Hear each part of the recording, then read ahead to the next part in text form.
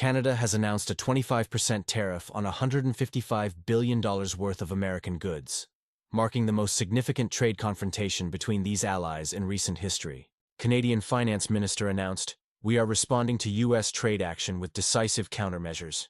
The retaliation comes in two phases. $30 billion Canadian dollars worth of tariffs implemented March 4th, with a second round of $125 billion set to take effect in 21 days. Major U.S. corporations like Tesla, Ford, and General Motors face challenges in the Canadian market. The second round targets automotive, energy, oil, electricity, gas, steel, and aluminum industries. This trade dispute carries unique weight given Canada's status as America's closest ally. With over 8,800 kilometers of shared border and annual trade exceeding $700 billion, the stakes are high. The Trump administration's initial 25% tariffs on Canadian imports, citing national security concerns, has transformed a stable economic partnership into what analysts call a hit-and-run struggle. Both nations could face significant losses. American automotive manufacturers may see decreased market share in Canada, while Canadian energy exports face challenges in the U.S. market. Market analysts warn these measures could trigger a domino effect throughout North American supply chains, affecting millions of workers and consumers on both sides. Our Economic Watch report will continue monitoring these developments. For more analysis and updates, subscribe to our channel. This is John Anderson, reporting on the North American trade crisis. In a dramatic escalation of trade tensions between North America's largest trading partners, Canada is preparing to unleash unprecedented retaliatory measures against U.S. goods, with newly appointed Prime Minister Mark Carney taking a firm stance against the Trump administration's tariff policies.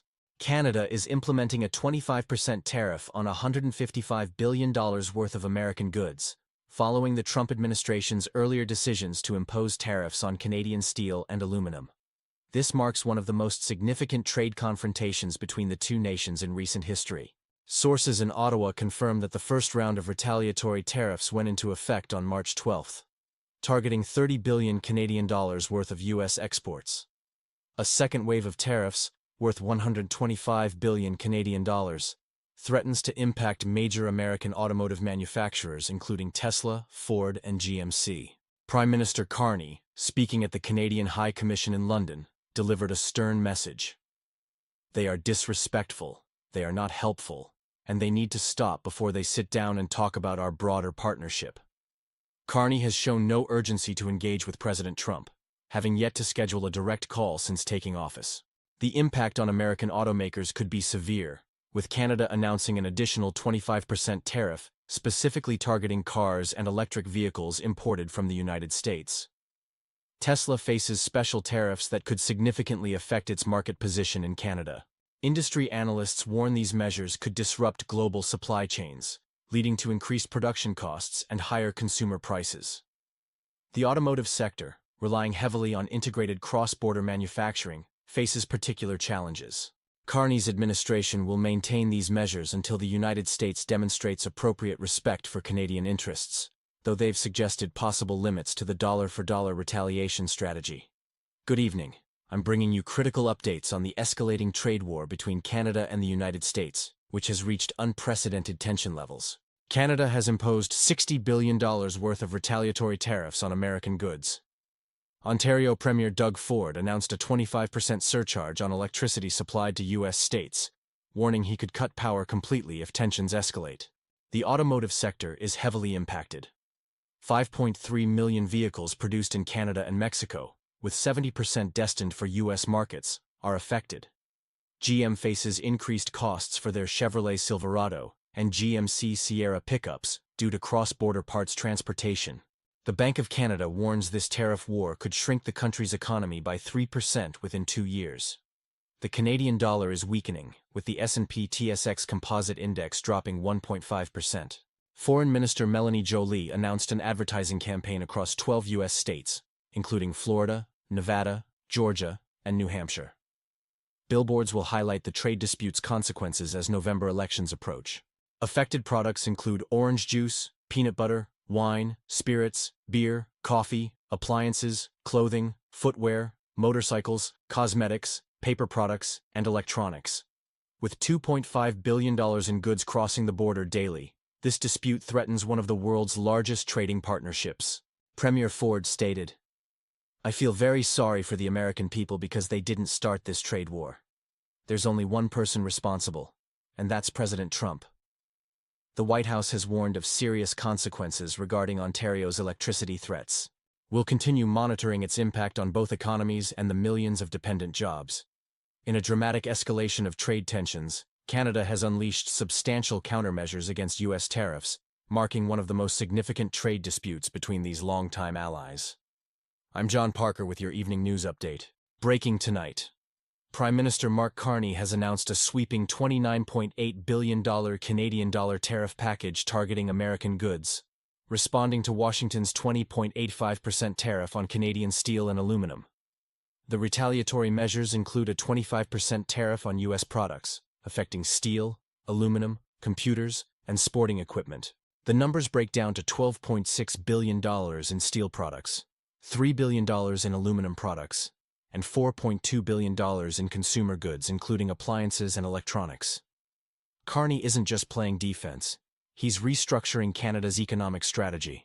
The Prime Minister has unveiled a $450 million support package for small and medium-sized businesses, with tax payment deferrals to help Canadian companies weather this economic storm. "We are in a crisis not of our making," Carney stated in his address to Parliament.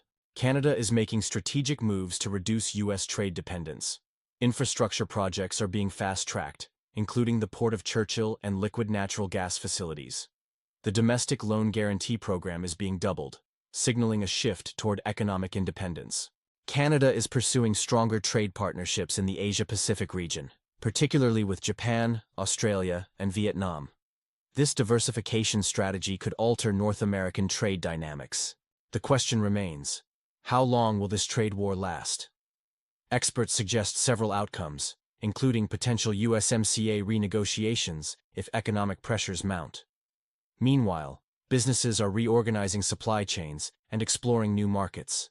In a dramatic shift reshaping North American trade relations, Canada has launched aggressive countermeasures against U.S. tariffs, implementing a 25% duty on $155 billion worth of American goods. This marks a fundamental transformation of the continent's economic landscape. Prime Minister Mark Carney's administration stands firm in this high-stakes economic showdown. American automotive giants like Tesla, Ford, and GMC face potential massive losses as Canada targets strategic sectors. Canada is rapidly pivoting towards new trading partners, particularly in the Asia-Pacific region. Under the Comprehensive and Progressive Trans-Pacific Partnership Agreement, Canada is reducing its dependence on U.S. markets. This calculated strategy aims to ensure economic stability through diversified global supply chains.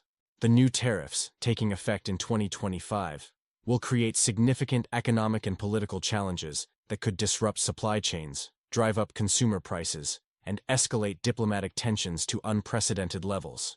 When trade wars extend beyond tariffs, they reshape entire investment landscapes and consumer markets. The next few months will be crucial for businesses and policymakers on both sides.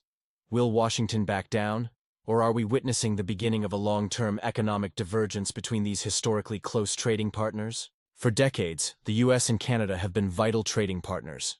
But maintaining this relationship requires economic pragmatism and genuine cooperation. Will Canada's strategy of market diversification prove successful, or will these tensions force both sides back to the negotiating table? The outcome of this economic showdown remains uncertain as both nations navigate these challenging waters. Stay tuned for more updates on this evolving situation.